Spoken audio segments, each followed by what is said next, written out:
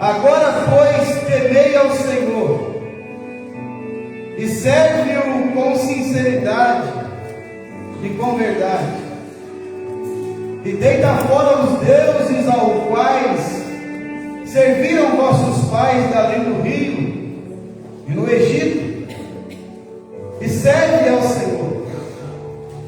Porém, se vos parece mal aos vossos olhos servir ao Senhor, escolhei hoje a quem sirvais, se aos deuses a quem serviram vossos pais, que estavam da além do rio, ou os deuses dos amorreus em cuja terra habitais.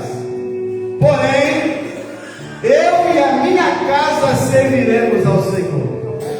Josué disse: porém, eu e a minha casa serviremos ao Senhor. Como nós já falamos desde o início, nós estamos no culto da família.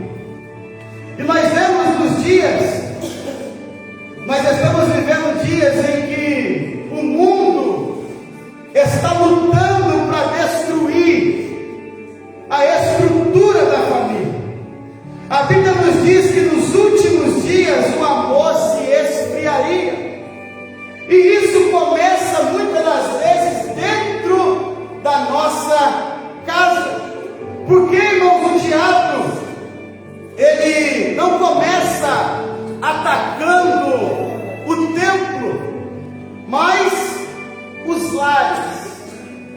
O diabo, muitas das vezes, ele não vai começar atacando aqui o templo, ele começa atacando os nossos lares, a família. Porque a igreja é o que? A junção de famílias, pessoas.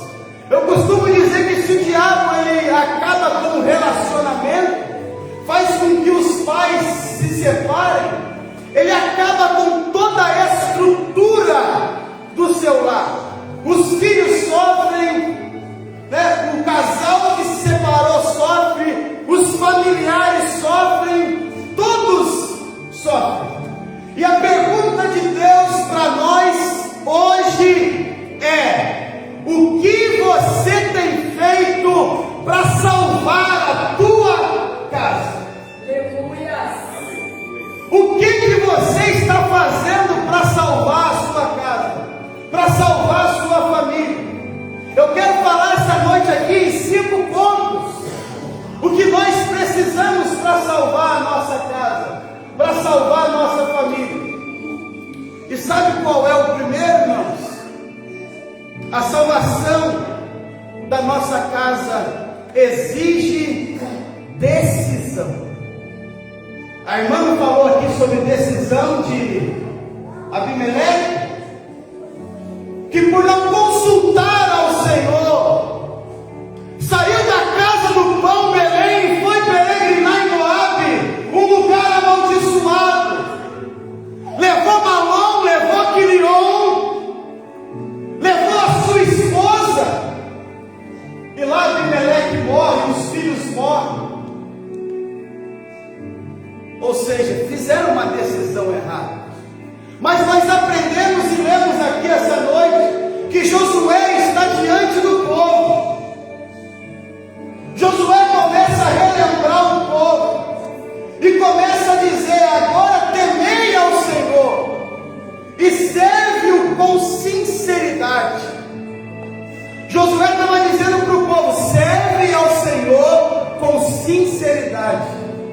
Sabe qual é o significado? Eu já disse para os irmãos da palavra sinceridade: sincero, sem cera, sem maquiagem, sem falsidade, sem máscara. Serve ao Senhor com sinceridade. Não precisa chegar aqui dentro e colocar uma máscara para servir ao Senhor. Deus sabe de fato quem você é.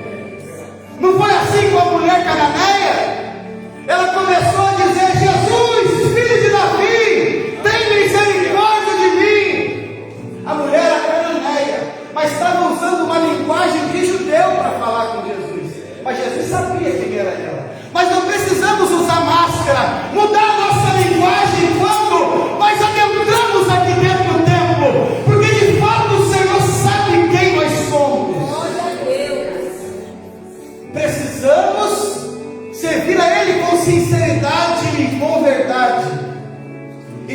fora os deuses a qual serviram os vossos pais. Josué disse: escolhei hoje a quem servais. Josué não esperou que a sua casa decidisse, ele tomou essa decisão de servir ao Senhor. E muitos lares estão em ruínas, porque os líderes da casa estão indecisos, mornos, não sabem de fato o que querem para a sua casa. Já viu o pai e a mãe indecisos, não sabe o que quer? Uma hora serve, outra hora não serve. Uma hora busca, outra hora não busca. Então acaba entrando numa manidão, acaba entrando numa vida indecisa. E os filhos muitas das vezes são prejudicados por causa da decisão que os pais muitas das vezes tomam errada. Mas o Senhor nos aconselha essa noite a tomar uma decisão. Qual decisão é essa? Diga, decreta hoje, nessa noite aqui: eu e a minha casa serviremos ao Senhor. Fica preocupado que vão dizer não. Tenha você um perfil de sinceridade na presença do Senhor. O pai, ele é chamado para quê? Para ser sacerdote. Foi dito aqui também. Para ser profeta, para ser rei. E a mãe? A mãe foi chamada para ser coluna, para ser guerreira de oração. Por isso nós precisamos tomar essa decisão.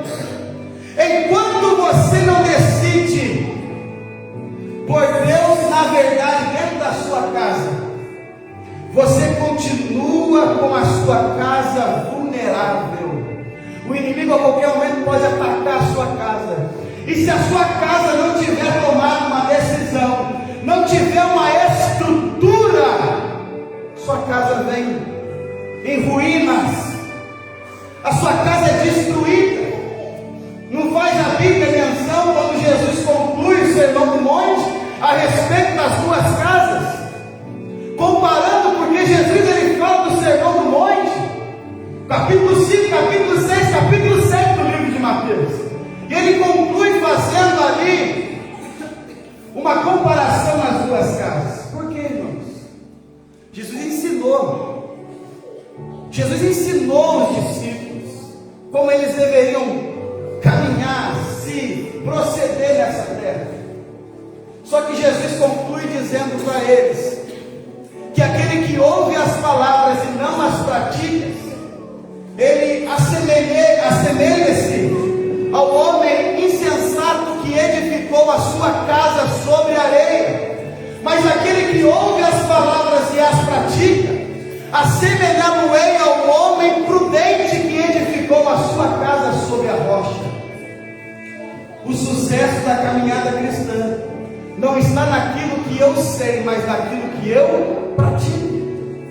Eu posso saber a Bíblia de cabo a cabo, mas se eu não viver, não praticar, nada me adianta, irmãos, o conhecimento, se eu não faço uso desta palavra na minha vida.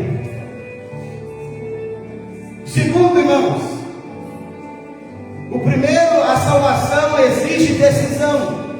Segundo, a salvação da sua casa exige de você um posicionamento espiritual. Eu queria que os irmãos abrissem a sua Bíblia aí em Neemias. O tempo vai dar, mas para nós concluir essa mensagem. Neemias capítulo 4 e o versículo de número 14, irmãos. Ontem foi falado aqui sobre Neemias na escolinha, na EBF. Neemias estava numa grande obra que não podia parar. E olha o que nos diz Neemias capítulo 4 e o verso 14. E olhei, e levantei-me e disse aos nobres, e aos magistrados, e ao resto do povo: não os temais, lembrai-vos do Senhor, grande e terrível, e pelejai pelos vossos irmãos, vossos filhos, vossas mulheres vossa casa. Neemias estava numa grande reconstrução, restaurando os muros, mas ele disse: lutem pela sua casa, lute pelos seus irmãos, lute pelos seus filhos, lute pela sua família. Existem pessoas lutando por tantas coisas, lutando por fama, por ministérios, mas não conseguem lutar pela sua família, não conseguem orar pelos seus filhos, não conseguem jejuar pelo seu casamento, irmãos, não conseguem tirar-se 5 minutos, 10 minutos de oração pela sua casa, blindar sua casa de oração. Vocês acham que os casais não passam luta? Passa. A sua casa é constantemente atacada pelo inimigo, e você precisa orar pela sua casa. Você precisa desse posicionamento espiritual. Você está fazendo uma grande obra, mas você não pode esquecer da sua casa. Por isso que Neemias disse: lembrai do vosso Senhor, grande e terrível, e pelejai pelos vossos irmãos, pelos vossos filhos, pelas vossas mulheres e pela vossa casa. É uma peleja, irmãos, é uma luta constante, e quem não se posiciona espiritualmente acaba perdendo a sua casa por mim. Quantas famílias nós conhecemos que caminhavam, eram firmes com o Senhor, mas porque não teve um posicionamento ali de ambas partes, acabaram saindo, desviando, e hoje estão no mundo sendo escravos de Satanás, irmãos, porque simplesmente o relacionamento não deu certo. Hoje os filhos estão no mundo, mas Deus está nos dizendo: lute pela sua casa, se posicione espiritualmente, tenha posição, irmãos. Olha que palavra Deus está nos dando, e portanto que o Senhor já vem confirmando essa mensagem aqui. Eu poderia muito bem deixar os irmãos aqui pregar, trazer mensagem essa noite, mas eu não posso, irmãos, deixar de falar aquilo que Deus colocou no coração. Isso é uma palavra pastoral à igreja, uma palavra com direcionamento ao rebanho que não é meu, mas é do Senhor. Deve para sai, precisa-se de um posicionamento espiritual. Terceiro, irmãos, salvação da casa exige exemplo. Abre comigo aí, primeira carta de Paulo a Timóteo.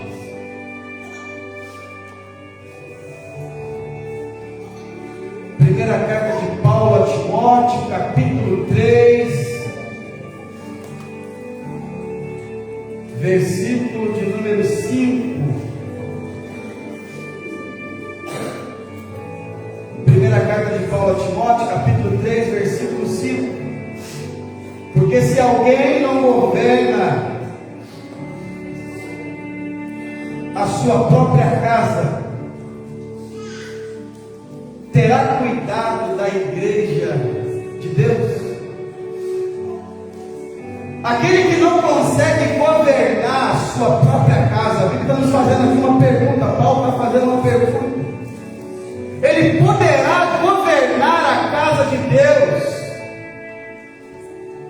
Porque não adianta pregar bonito dentro da igreja e ser ausente dentro de casa, frio dentro de casa, porque a maior pregação é o exemplo dentro da nossa casa, irmãos. É lá dentro das quatro paredes que verdadeiramente o Senhor quer ver se somos crentes de verdade. Os irmãos podem falar assim: nossa, o pastor dessa igreja, o pastor Zé Lucas é uma bênção. Mas quem tem que saber se eu sou uma bênção primeiro é essa mulher que está sentada aqui, ó. É a minha esposa, é os meus filhos, João Lucas e Samuel. E eu posso hoje, sem sombra de dúvida, levantar ela e dizer: eu tenho sido um bom homem, um bom marido dentro de casa. E ela vai responder: pergunta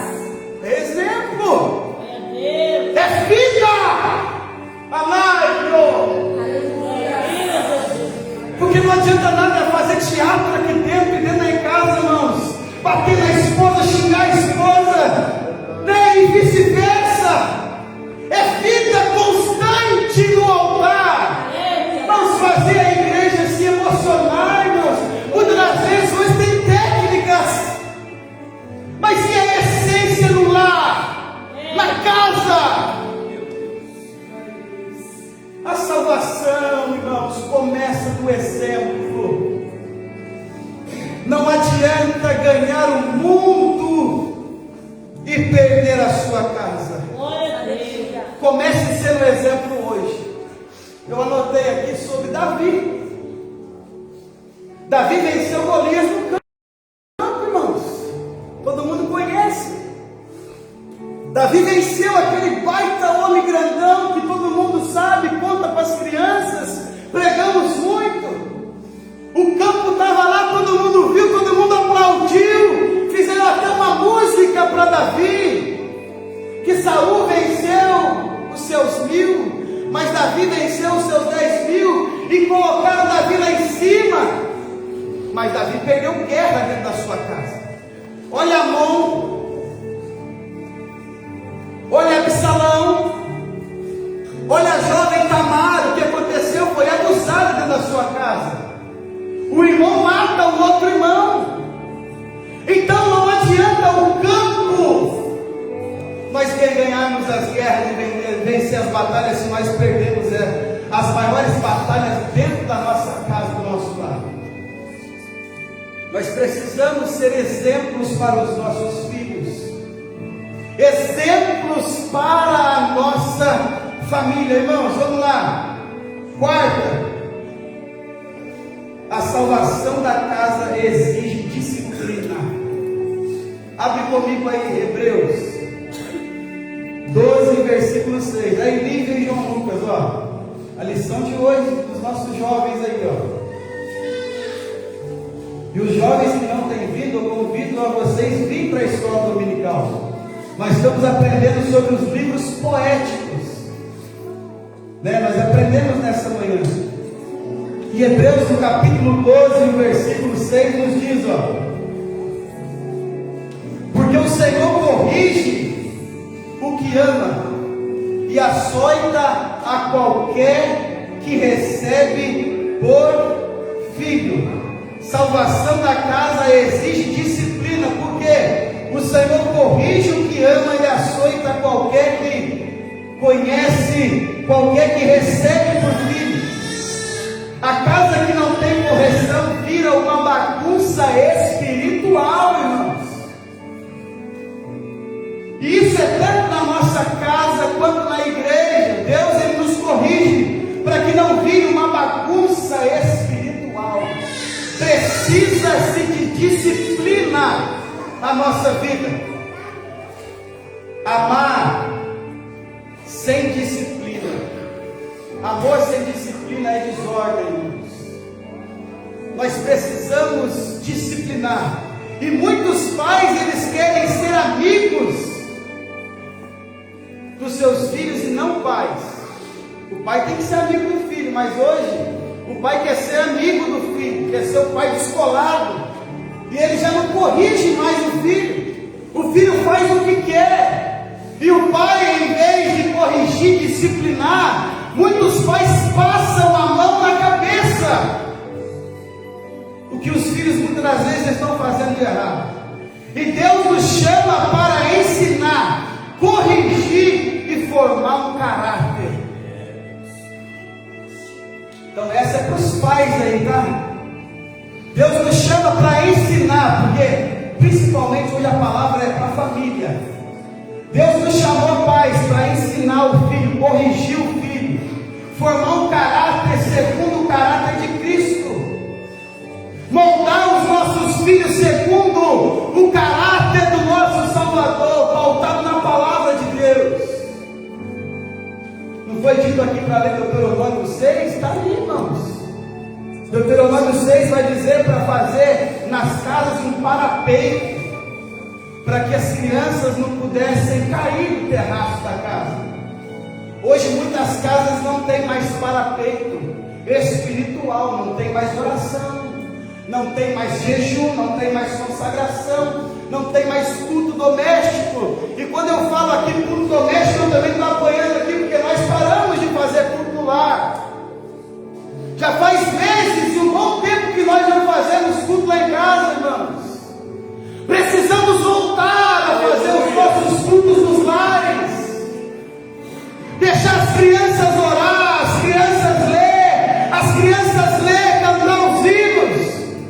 Samuel às vezes Bíblia dele lá e fala: pai, me ensina a pregar hoje. Aí eu vou falando e ele vai repetindo. E tem um monte de vídeo dele no celular, né? Ele tentando ali pregar a palavra do Senhor. Irmão, é nos cultos dos mares que nós aprendemos isso. Pega a Bíblia, ensina. Se você toca os seus instrumentos aí, ensina os seus filhos a ser amantes do louvor, amantes da música. Ensinar os filhos que com os instrumentos também nós louvamos e adoramos ao Senhor, irmãos. Então, precisamos de disciplina. A salvação da casa exige disciplina. Quem ama, corrige. Quem corrige, salva a sua família da destruição futura. Precisamos salvar nossa casa. E o quinto, para nós terminarmos, irmãos, a salvação da casa exige a presença de Deus. É impossível uma casa ser salva se essa casa não tiver a presença de Deus dentro do seu lar. Nos diz a Bíblia que Davi tenta buscar a arca que estava na casa de Abinadab. Davi reúne ali os príncipes, 30 mil homens fortes, e vai buscar a arca. E quando Davi chega na eira de Nacon, Davi e aqueles homens que estavam levando a arca num carro novo, aqueles homens tropeçaram com a arca. Uzai estende a mão e ele é fulminado. Davi naquele momento ali fica desesperado, fica com medo de levar a arca e manda a arca para a casa de um homem chamado Obed-edom, o Geteu. E ali a arca fica por um período de 3 meses. Olha, a arca ficou 20 anos na casa de Abinadab. E a Bíblia não nos faz nenhum relato que o Senhor abençoou essa casa. Mas 3 meses que a arca simboliza a presença, irmãos. 3 meses que a arca ficou na casa de Obed-edom, Deus ricamente abençoou a vida de Obed-edom. Deus fez com que ele ficasse um homem próspero. E Deus trouxe a bênção para dentro do seu lar. Porque a maior bênção, irmãos, não é o dinheiro. Por isso que o Salomão disse em Provérbios capítulo 10, no verso 22: a bênção que enriquece é a bênção do Senhor. A bênção do Senhor é que enriquece e ela não acrescenta dores. É essa bênção que nós precisamos. A presença de Deus. A presença de Deus trouxe bênção para toda a casa. A casa tem que ter a presença de Deus, irmãos. A casa que tem a presença de Deus, ela é uma casa transformada. Precisamos valorizar a presença. Davi pensou que simplesmente era pegar a presença. Deus disse que tinha que carregar nos ombros, mas ele coloca a presença de Deus num carro de bois. A intenção, de usar era boa, estendeu a mão para segurar, mas a forma que eles estavam fazendo era errada, irmãos. Não adianta termos intenções boas, mas agirmos da forma errada. Nos diz que os bois tropeçaram na eira de Nacon. Isso Samuel vai nos dizer. Mas o cronista do capítulo 13 vai nos dizer que os bois tropeçaram na eira de Quidom. Então, se você lê Samuel e lê o cronista, você vai pensar assim: a Bíblia entrou em contradição, porque Samuel disse que é Nacon e o cronista disse que é Quidom. E eu fui pesquisar o significado da palavra Nacon. Nacon era um personagem, era um homem. E Nacon significa preparado. E Quidom era região. E Quidom significa um dardo, irmãos. Todas as vezes que nós saímos fora da direção que Deus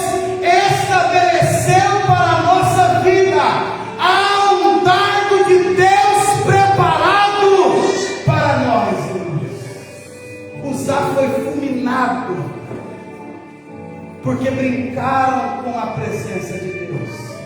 Nós não podemos brincar, mas a presença de Deus tem que entrar na nossa casa e transformar a nossa casa como a casa de Obed-Edom foi transformada. Quer salvar a sua casa? Traga a arca, traga a palavra, traga a adoração. A presença de Deus muda o ambiente da sua casa. A presença de Deus muda, a adoração muda. E nós precisamos atrair a presença de Deus para o nosso lar. Para nós concluirmos, irmãos, se posicione, lute, dê exemplo, discipline e traga a presença de Deus. Primeira coisa, toma essa decisão hoje. Toma a decisão hoje de você e a sua casa servir ao Senhor. Não pergunta para Ele, pergunta para ela se Ele quer. Não, toma você essa decisão. Começa a lutar pela sua família. Começa a disciplinar a sua casa. E começa a trazer a presença de Deus. E não se esqueça de dar exemplo. E eu pergunto para os irmãos, quantas vezes, irmãos, você já chorou pela sua família? Quantas vezes os irmãos aqui já choraram pela sua casa? Eu me lembro quando eu trabalhava em Angra dos Reis, no ano de 2019. Eu vim em casa em 15 dias, em mês. E a minha esposa, irmãos, ela não queria muito compromisso com o Senhor. E eu me lembro que todos os dias lá tinha um monte, aonde muitas igrejas iam subir. E eu lá às vezes chegava cansado, às vezes nós trabalhávamos o dia inteiro naquelas ilhas. Chegava, irmãos, às vezes 8, 9 horas, cansado, às vezes 10 horas da noite. Eu tomava um banho, comia alguma coisa e eu ia orar ao Senhor. E sabe qual era a minha oração? Senhor, Tu tens uma promessa para a minha vida, Senhor. E eu não posso fazer a Sua obra sozinho. Faz a obra na minha esposa, Jesus. Eu orava pelo João Lucas. Já orava pelo Samuel, que nem existia, porque Deus havia feito uma promessa sobre a nossa vida. Eu já orava por uma congregação que eu nem pensava em vir, porque Deus um dia fez uma promessa para mim, irmãos, e eu acreditei nessa promessa. Deus disse para mim que eu iria apacentar o teu rebanho. E eu comecei então, Senhor, abençoa aquela igreja, aqueles membros que o Senhor vai dar para me apacentar, Senhor Deus. Mas eu preciso da minha companheira comigo, Jesus. E hoje ela está aqui, irmãos. Quem vê minha esposa hoje, ela é exemplo aos irmãos. Uma mulher dedicada na obra do Senhor, faz com zelo, com carinho. Mas é resposta de oração. Eu não desisti da minha casa. E por isso que eu pergunto, quantas vezes você já orou pela sua família? Eu derramava lágrimas pela minha casa. E continuo orando. Minha casa precisa ser cercada de oração. Precisamos orar. E hoje é dia de você tomar a frente como Josué e dizer assim, ó: eu e a minha casa serviremos ao Senhor. Tome essa decisão hoje. Eu convido a igreja a se colocar de pé essa noite. Não é todos os cultos que eu faço isso. Tem culto que eu prego, dá os anúncios, os irmãos recebem a bênção apostólica, vão para os seus lares. Mas você hoje que quer tomar uma decisão de aceitar hoje Jesus como seu Salvador, sai do seu lugar, vem à frente. Eu quero orar pela sua vida, tomar hoje essa decisão de aceitar Jesus como seu Salvador. Não preciso aqui me direcionar a ninguém, irmãos, porque eu acredito que a palavra ela é simplesmente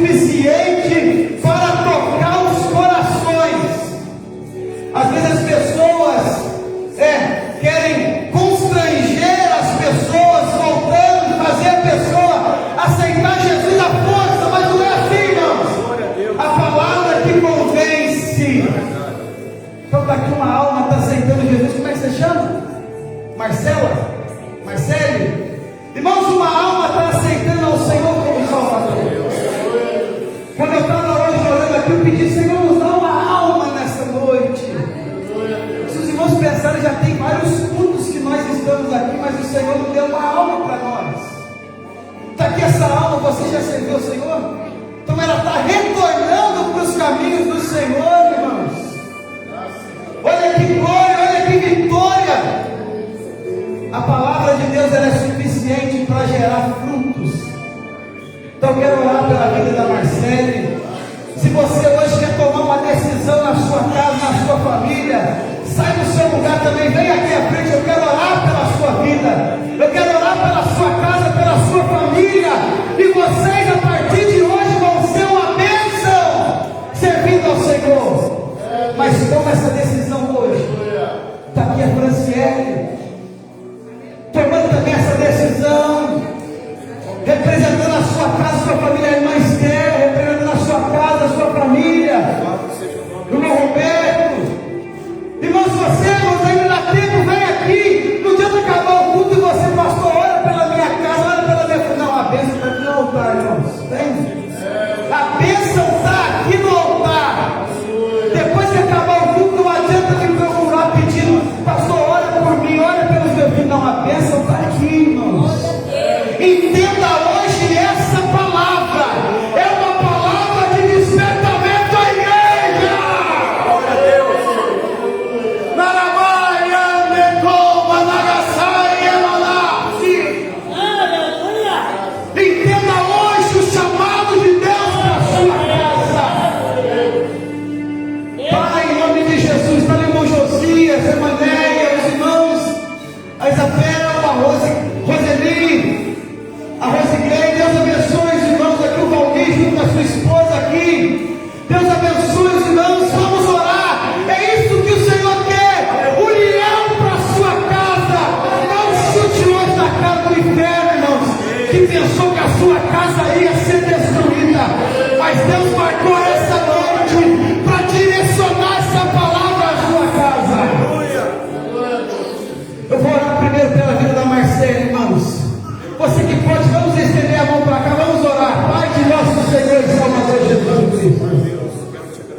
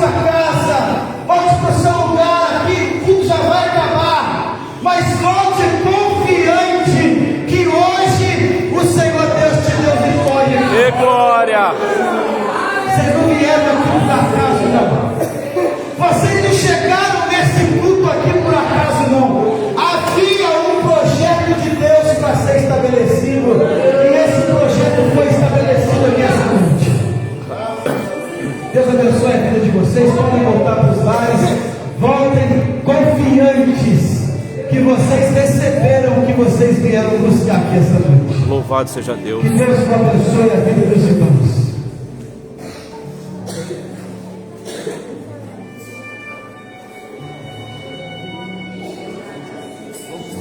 Irmãos, vem cá, vem cá, vem cá. Essa criança está pedindo aqui para nós orarmos, irmãos. Pela o pai dela, pela mãe, pela irmãzinha, tá? Pelo Samuel. E ela está aqui representando a sua família. Você estava aqui na frente agora? Então você já recebeu a oração. Pode ir para sua casa confiante. Eu não vou precisar aqui fazer outra oração para Deus te abençoar, porque